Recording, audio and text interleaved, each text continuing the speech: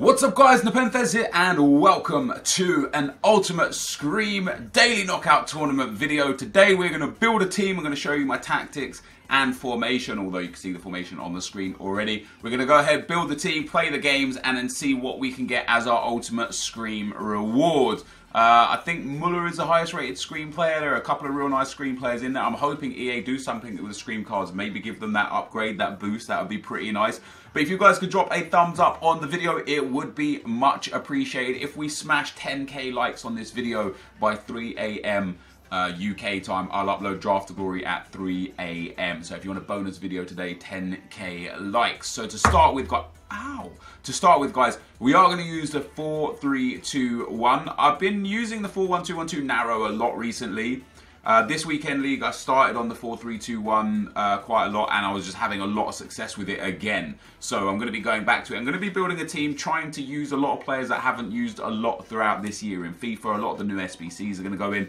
So we're going to start off, guys, with SPC Jack Butland. Why not? You know what I mean? Literally haven't used him. Everyone rants and raves about how good Butland is with his 82 card, and then everyone said that his 86 card is trash. The truth of the matter is, both cards are trash. They've always been trash. They'll always be trash because in FIFA, goalkeepers are trash. You might have the odd game where a goalkeeper performs like a Superman. You might have the odd game where you just, you take the wrong shot choices, you get frustrated and he ends up making 15, 20 saves. I've had those games myself. But bottom line is, if you're in a perfect scoring position, 99 times out of 100, doesn't matter if it's Jack Butland, doesn't matter if it's Manuel Neuer, team of the year, it's going to go in the back of the net. But with that being said, we'll throw Jack Butland in. At the right back slot, guys, we're going to be going with premium end of the era SBC Lahm. Probably one of my favourite right backs in the game this year. Just absolutely fantastic. Medium-high work rates, which is strange on a fullback, but very, very nice. He's got a ridiculous-looking card. He's quite short, but he's a ball player. He's got really good defending, dribbling, and passing. Just allows him to be able to sit deep, tackle the ball off those wingers, and then perform as a midfielder would almost. In fact, I'd argue that if you was a 3-5-2 fan or a 5-3-2 fan, using Lahm at right wing or right mid would actually probably be a better position for him than at right back. And then at centre back, guys, the first centre back we've got is Rio Ferdinand, and the second centre back we've got is going to be Chris Smalling, Futty's card. Now, Chris Smalling is a player that has been ridiculously overpowered throughout the years, and specifically throughout this year. His team of the season last year was awesome. His card this year, I mean, his stats are just outrageous. And then in at left back, I've gone with the guy that we actually packed from last week's tournament, which is Ashley Cole. We got him in the FUT Birthday Daily Knockout Tournament. He's untradeable for me. I didn't use him in the premium SBC upgrades because I wanted to use him for this team, because by putting him in and having an English centre-back, you can probably tell what's going to come after that. And of course, the two centre mids are going to be Frank Lampard, Steven Gerrard for the two English centre mids anyway, and Xavi Alonso, obviously to link with Lahm, which means there is no place in today's team for Francesco Totti, but we do have Lampard, Gerrard, and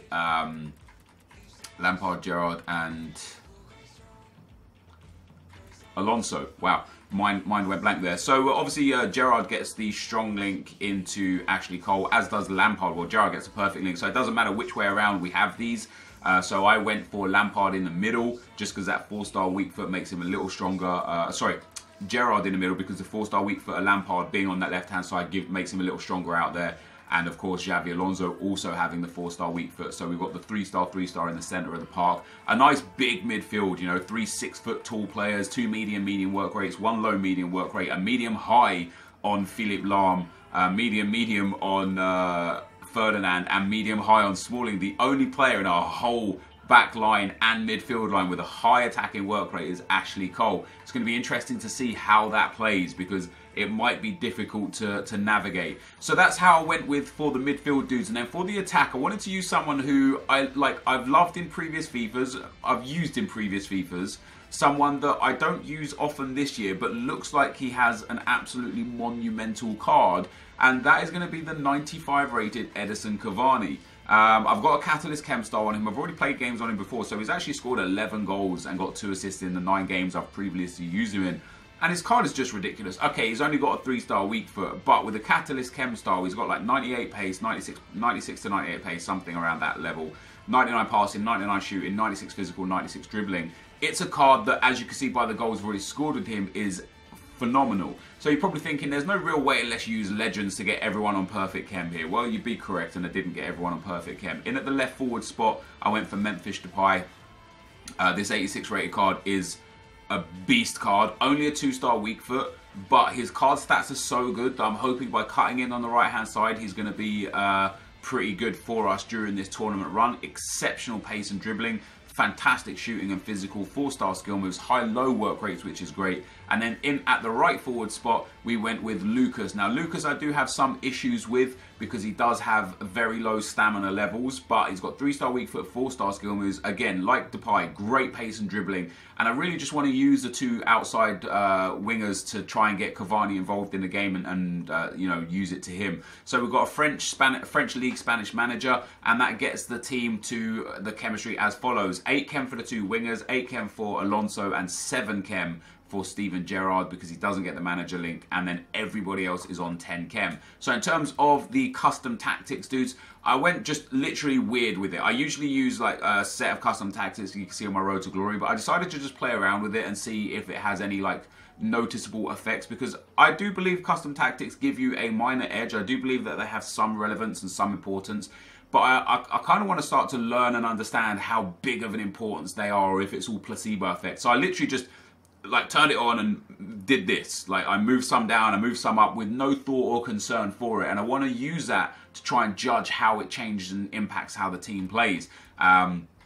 I usually have shooting way low. This time I put it way higher. Of course, I still started with the defender line as cover, because if you set it off side trap, you're just asking for trouble. In terms of player instructions, as per usual, we set both fullbacks to stay back while attacking. Boom. All 3 centre midfields to stay back while attacking. Not that you should have a problem with the work rates anyway. Both wingers to stay central, get in behind, and press back line. And Cavani, I've kept on balanced width, balanced attack, and balanced defence, because he's a target man. Even though he has got good pace, I don't want to have to rely on his pace to get him in for the goals. I want him to be sat nicely in the box for cutbacks, for crosses, for rebounds, that sort of thing. So, one more notable thing that I do with this team, some may agree with this, some may not agree with this, but I do it because otherwise it just wouldn't be a viable, usable team, and it wouldn't be fun to play with. And I think this is something that is bad on EA's part, not necessarily my part, or if you use these players, is that 4 of these players have, well, 5 of these players, including Lucas, but 4 of these good players have extremely low stamina levels and big stamina issues. Ashley Cole being one of those. So for all 4 games, I will be putting attribute cards on them, but the attribute cards won't be to boost technical or pace stats. They will literally just be to boost the physical stats, because with the physical stat chem style, it does indeed boost stamina too. So to boost the stamina levels of these players and basically make them usable for the entire game on, you know, all the way through the tournament, putting these physical cards on. Gerrard is a debatable one. You know, he has 83 stamina. That's not horrendous, especially with his work rates. But for Lampard, for Alonso, for Ashley Cole, I don't actually know what Ashley Cole's stamina is. For Lampard and Alonso specifically, they need that chem style boost. Otherwise, they're just going to be... I might as well just not use this team, you know what I mean? Because they're going to have to get taken off in like 45th, maybe 50th, 60th minute. And I don't want to waste subs in a game mode where I'm trying to win a player. I'd rather not waste the subs early on and leave the subs for if I actually need them. And one of those would be for Lucas. I won't be putting an attributes card to boost Lucas's physicals, because I have got players like Heung-min Son, Mbappe, Carrasco on the bench. But if I do need to take off Ashley Cole, I've got Marcelo. And if I do need to take off Lampard, Gerrard or Alonso, I've put Dendoncker and Buda Bouz on the bench to offer both a defensive and offensive mindset. So that, guys, is the team. Let's get into the action. Okay guys, so as we go into the gameplay, the first opponent we'll come up against has got a very, very nice 4-3-2-1 team of the season everywhere. and Foot Birthday Etu up front. Some nice team of the seasons as well. Some pretty, like, of the ones he's got there, Tellez and Felipe, the centre-back. I use those to some degree in my Road to Glory, and I found them to be very, very bad. It's quite strange, isn't it, how cards with high stats and good, good ratings can still perform pretty poorly. And I tried to use that to my advantage, and we end up scoring a phenomenal first goal. Really good work on the edge of the box from Gerrard or Lampard, one or the other, with the ball rolls. I think it was Gerrard. Some great passing move in the actual box itself, and then a great finish from NepentheZ to pop that to the top bins and set me 1-0 up. My opponent did get a goal back there. A really weird touch from Bruma. Slots it into Etu. I don't know how he did that. I mean, I know how he did it, but I don't know how Bruma managed to put the ball like that and then like warp to the ball. But it was what it was. Into extra time with just a couple minutes left on the clock. Another really good passing move from the boys sets me up again. Dendoncker there on as a sub into Cavani. Back to Dendoncker. Lays it off to Lucas, who shoots and scores and puts me 2-1 up in the 119th minute. And that was all she wrote in game one. Definitely one of the more difficult games of the entire tournament. So 6 saves for his keeper. I don't know how many my goalkeeper made. It was quite a close game though. I think I had a bit more possession, but my opponent definitely managed to conjure up some chances and opportunities. He just couldn't take them. So we go into the second game, guys, and our second opponent has got a very nice team. De Gea, Smalling, and Luke Shaw Footies, Inform Kante, or ones to watch Kante. The 88 Son, SBC Suarez, Messi, team of the season Verratti and Marquinhos, and that 86 player of the month Dele Alli in the midfield there too. And this was a game that was just back and forth from start to finish. I steal the ball there in the midfield area, play it through, get a lucky touch with Lucas, thread it through to Cavani. First time to test out Cavani shooting, and he launches it into the back of the net to make it 1-0. And I thought to myself, nice, might get an easy way through into the semi-final. But I gave up possession in midfield very weakly. Verratti plays it into Messi. Messi plays a 1-2 with Suarez. Ashley Cole, of all people, keeping Messi onside down at that left-back spot. And Messi finishes nicely to put it into the back of the net to make it 1-1. I then got countered in from my own corner. Just really bad defending from me. I should have switched to Ferdinand a lot sooner to try and close down Son. I didn't. I thought that AI would do a better job for me, but that was my bad for expecting that. And Son puts it in very, very nicely. Into the 75th or so minute, he gets a penalty. I save the penalty. And my God, how important that was, because at 3-1 there, that would have been game over for me. And then later on in the game, 85th minute, we get through with NepentheZ. I hit Mats Hummels there with a stop and turn, thread the ball into Cavani, and Cavani slots that one into the back of the net to make it 2-2. So we go into extra time for the second game, and we get a nice run here from Heung-min Son. He beats Hummels for pace. This guy tries to pass it across the face of his goal. I read the pass. I intercepted it with Cavani, who completes his hat-trick and makes it 3-2. There was more drama to come in this game. The 120th minute is where we are now. My opponent plays his Luis Suarez through. I can't get him for love nor money, and he puts a phenomenal strike into the back of the net to make it 3-3. And this was definitely the most difficult game of the whole tournament. This guy was a very, very good player, and he was very kind of unlucky that I saved the penalty, because like I said, at 3-1 he probably would have gone on to win the game. He definitely would have gone on to win the game because he was a competent player. But at 3-1 I got back to 2-2, ended up going to penalties. Really strong game, and I ended up winning. I think I missed the one with Cavani here. He needs to score this, and he doesn't. So I end up winning the game on penalties. Cavani with that big rating. David De Gea made 7 saves, as you saw there for me, and you can see by the match stats here, it was just bang even. I had 2% more possession, 51 to 49. 7 shots, 7 on target for him. 6 shots, 6 on target for me. We go into the semi-finals. This dude here has a 5 at the back team. Quite a nice team all in all. He subbed out his cam and his striker for Heung-min Son and Francesco Totti. I assume that it's player of the month Son and SBC Totti, but it wasn't able to stop me from absolutely destroying this guy. We get the first opportunity here. Lucas into NepentheZ. Depay into Alonso. Alonso across to Cavani. Cavani shoots and scores, and we go 1-0 up very early on. Very nice to get the goal up in front. Cavani again doing some good work on the edge of the box, shielding into Gerrard. Gerrard to Alonso. Alonso finds some space. I think he goes back to Steven Gerrard here. No, the ball finds its way to Depay. Depay with the fake shot, with the lovely little skill move, with the finesse shot. And that is what I put him in the team for there.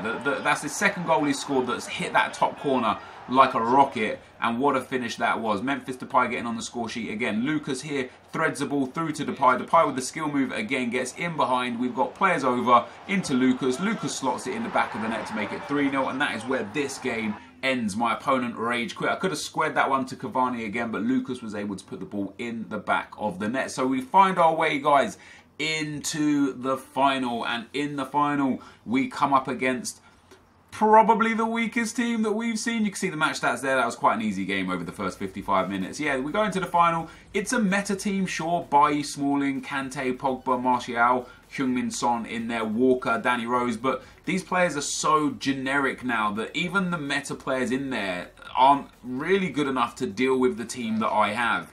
And that shone through in the gameplay. Again, very early on here, Lucas threads it into Ashley Cole, working his way up the field. Cole puts it into Cavani. Great little fake shot from Cavani. And the ball finds its way into the back of the net. So a good finish there from Cavani. And he really was a good player. I expected big things from him with that finishing, with that card. I hadn't used it previously, but yeah, it was very fun to use.